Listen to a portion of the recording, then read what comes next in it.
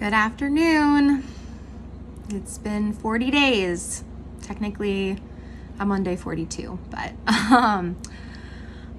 40 days. So I've been thinking about this last video of this phase for past few days now. And I know anyone listening could choose to go through all those videos. And it might be worth your time. But it is also, it's all one shot, uncut, raw. And so to sum it up, I thought it would be helpful for myself as well, mostly myself, as well as anyone listening, to summarize the 10 things I wish I knew before starting this 40-day focus for health. So that's what I'm going to share with you. And in that, I'm going to kind of share where things are at and how I'm going to be moving forward. So several of these you've heard me talk about if you have followed these past 40 days, little video series or vlog series. But I'm now at the end of it, and so I have a little more understanding instead of being right in the midst of it. Not saying I know everything, because I definitely don't, but I definitely feel a lot more confident in where my strengths and weaknesses lie, ways to help prepare myself for the next phase, and what to keep my focus on to help plan and prepare for success as well as difficult days. So anyway, number one, this is kind of what I was just talking about. If you fail to plan, you plan to fail. And I can definitely relate to this, that I thought I had a pretty good plan in place of, this is generally the kind of workouts I'm doing. This is generally what I'm going to be eating. And I'm not saying, and this is like, these are the studies I'm doing, but I'm not saying that you have to have everything all mapped out, because I'll get into that a little later, but I wish I was more specific in my plan to start. And in that, when things didn't go according to plan, how to plan when things aren't according to plan to prepare, and I'll get into more of that later, but that's the number one and that's something that I'm definitely implementing in this next phase, is more of a structure to stick with, so that no matter what happens, I can still stay the course. It's not complicated, it's simplified, and it allows me to feel like I still have, healthy boundaries, so to speak, so that I don't go running amok with my thoughts or my emotions. I know if I do this, then I will, over time, I will see that success. So, number one. Number two, you've heard me talk about it, accountability. And if you have experienced, diets and trying to lose weight and all the things many times over, this is probably one that you kind of tune out in your brain, because I know I have many times accountability, and maybe we all do have, someone I have a sister or my mom or my best friend or, a friend from the gym, whatever, a form of accountability. But what I wish I would have told myself at the beginning of this is, it's not just about having the accountability, it's about using the accountability. And I really wish that I had better utilized my accountability. So that's my encouragement, is use it. Don't just say you have it and every so often share something. Don't hide things. Don't be afraid of what the other person is going to think. Evaluate. If they turn out to not be the best accountability for you, find a different one. There's trial and error in this too. But I wish I had better used my accountability. I think that would have really helped me when we got sick, when I went through my time a month. Just having that structure, I think, would have helped keep me on track better. And I wouldn't have had to go through so much mental and emotional processing of guilt and just all the things that we tend to go through when we feel like we're up and down. So that's number two. Number three, learn to say no to good things so that you can say yes to great things. I am a people pleaser. I do not like saying no to anyone. I like being able to do everything and all the things. And that's just a personal thing that I struggle with. It's partly pride, partly trying to control the world that I know I can't control. It's just my personality, and it's in no way a crutch. It's not something that I want to live with the rest of my life. I'm working on it. But in that, I wish I could have told myself 40 days ago that it's okay to say no to good things so that I have the space and time and mental and emotional and physical energy to say yes to the great things. I thought I had allowed enough time to focus on my health at the beginning of this, and I really didn't. I did not make it a priority like I could have and really should have. And that's because I didn't know how to say no. I didn't know how to say no to play dates sometimes, or fun free events because I didn't want my kids to miss out, or dinners with friends, or I don't even know, just all the things that we tend to do that we get excited about. I'm definitely a project-oriented person, so I can get really excited when, like someone's having a baby. I want to help plan a baby shower, or someone's having a birthday. Oh, cool. We got to, think about that. Oh, my son's birthday is coming up in a couple months. I'm already thinking about that. I can very easily get off track. And I even find a source of comfort and distraction in those things. So now that I know that about myself, I am choosing to be a lot more intentional with what I say yes to as well as what I say no to. So that being said, some things are good.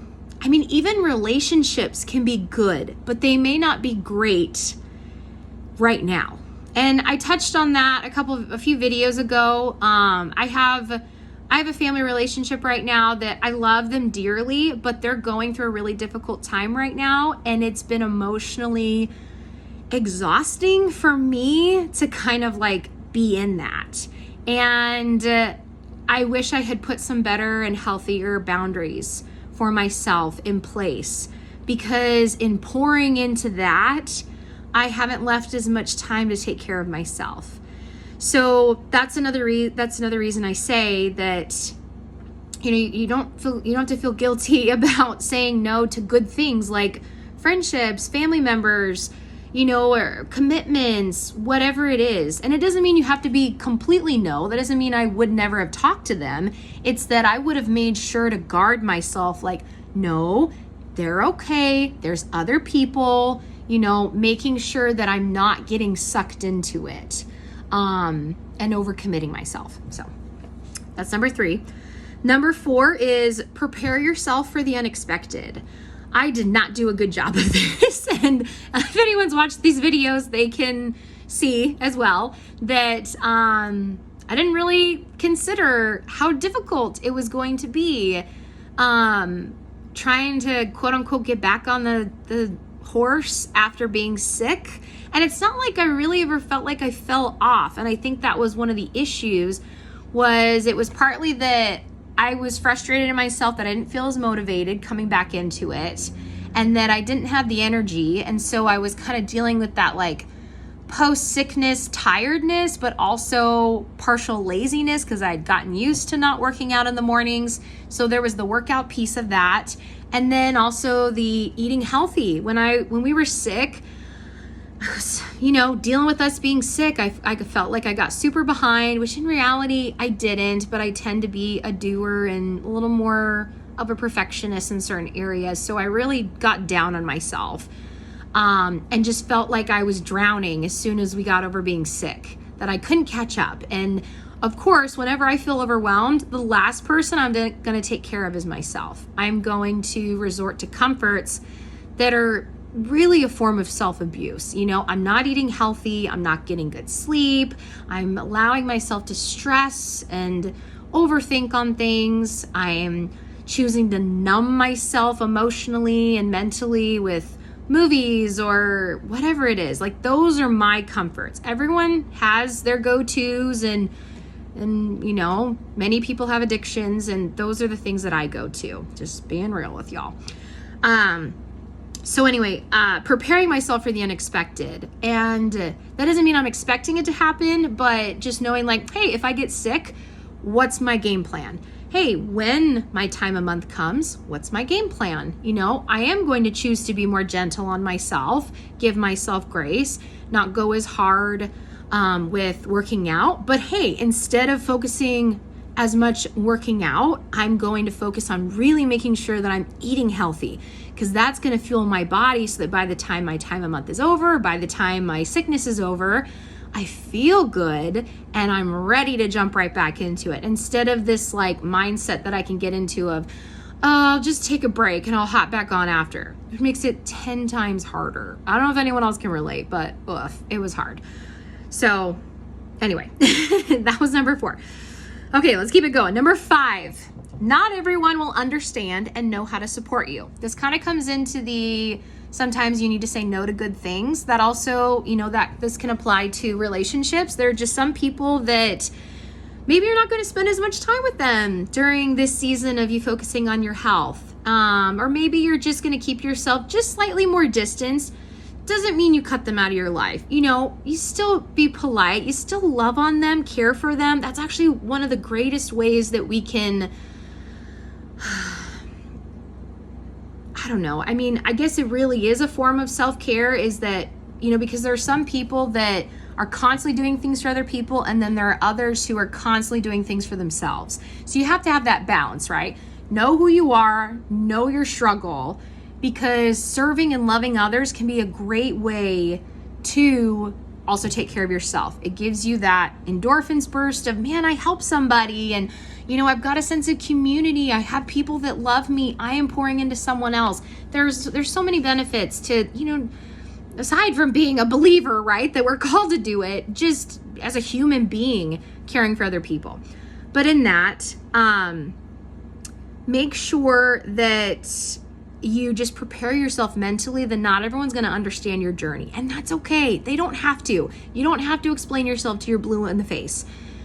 I hope that you can find at least one person, which ideally could be your accountability, that would get it to a degree, that knows your struggles.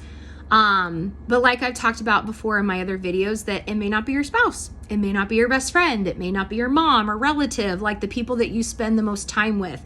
So during this season, don't feel guilty if you need to let them know, or just casually and naturally start spending more time with the people that do get it.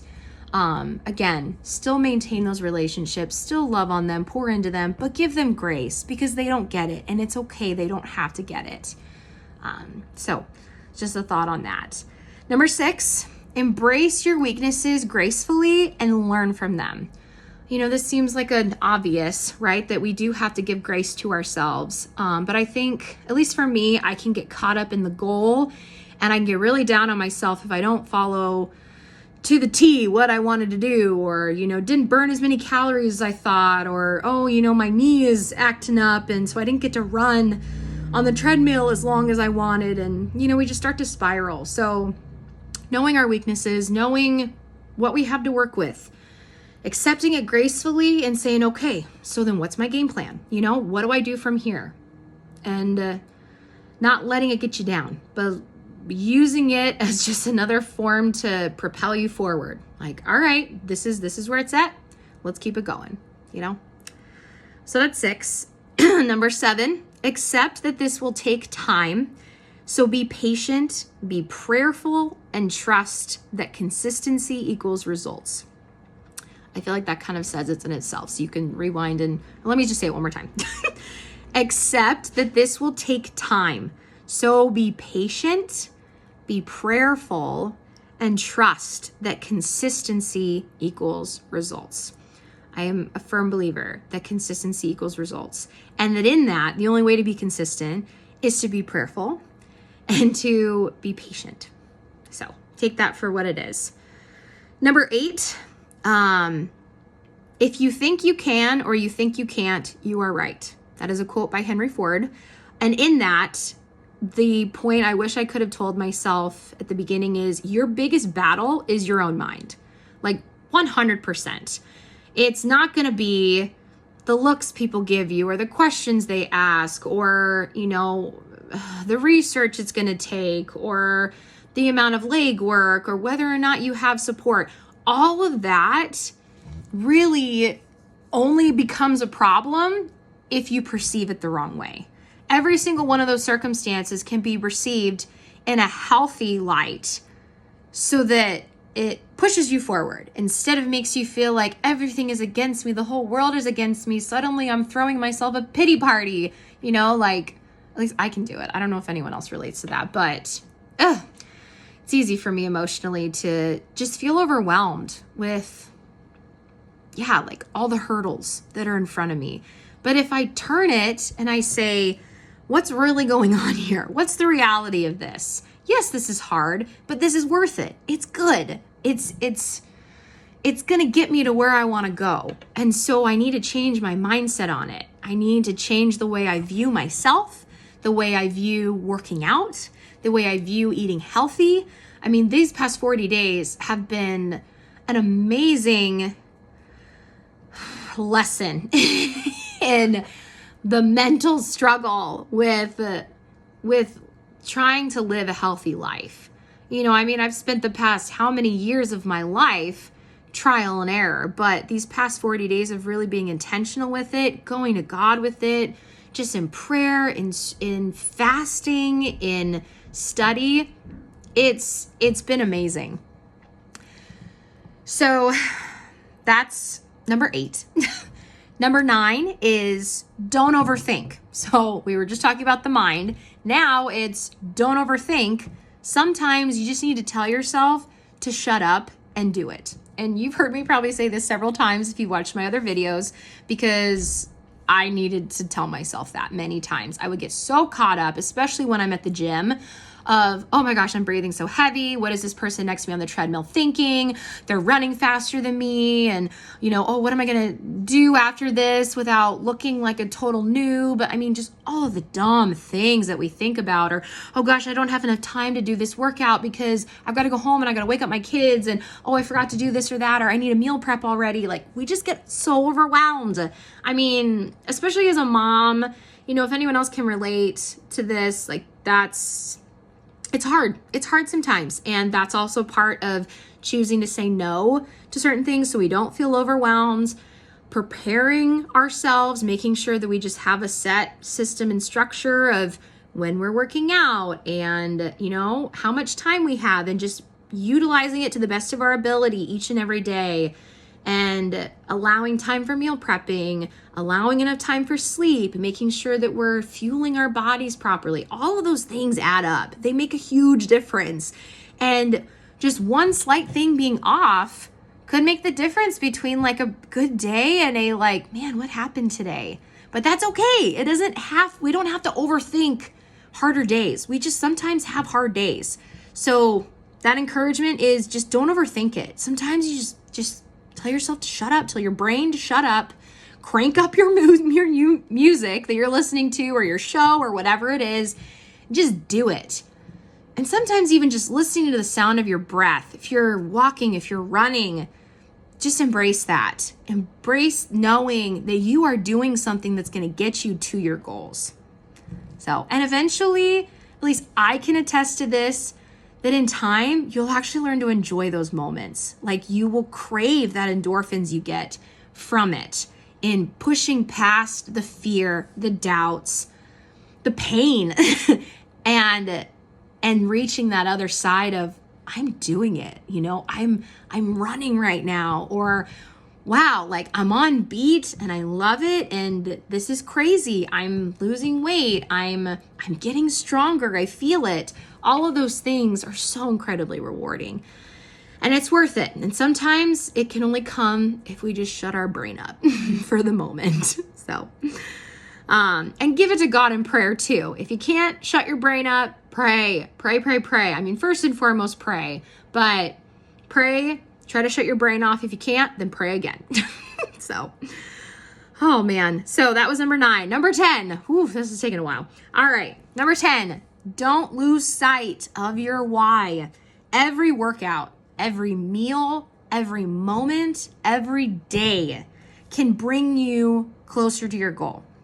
So focus on the little victories and keep going. It's really that simple. It's not easy. We all know it's not easy, but it's simple. It really is. And that's part of the overthinking. We can complicate the heck out of it. And it doesn't have to be. It really doesn't.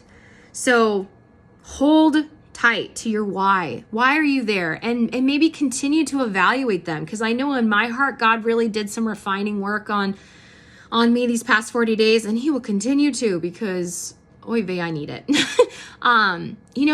To weed out those goals that are just vain and those goals that are true and are good and God glorifying, so he can help us in that. I'm not saying to, just put blinders on and look at your goals. I'm saying keep your goals before you and keep them lifted up to the Lord in prayer. But let those be why you keep going, why you get up every morning early so you can go work out, why you do meal planning for the, millionth time it feels like, why you're eating a healthy food, but you're really craving something super salty or sweet or whatever. It's because of your whys, Why are you here? Why are you doing this? Why is this going to be worth it? Because I promise you, if you stick with it, it is going to be worth it.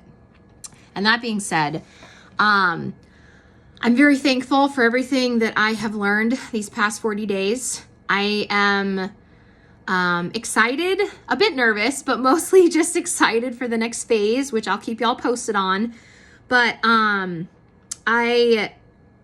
proud of myself for what I went through these past 40 days. There's definitely a big part of me that wishes I had done more, but I also accept the fact that there was a lot of mental and emotional trial and error I needed to go through. And now I feel more confident going into this next phase because I feel like I've weeded through the gunk. Like when you melt gold down and all of the impurities float to the top, I feel like that's what I've been doing these past 40 days, is that I've just been under the heat and God has been removing these mental impurities. Just my thought life was so cluttered with stuff, negative thoughts of myself and, not truly believing that I could do this. And when things got difficult, feeling that sense of fear and out of control and being so tempted to just for the moment, give in. But anytime I would,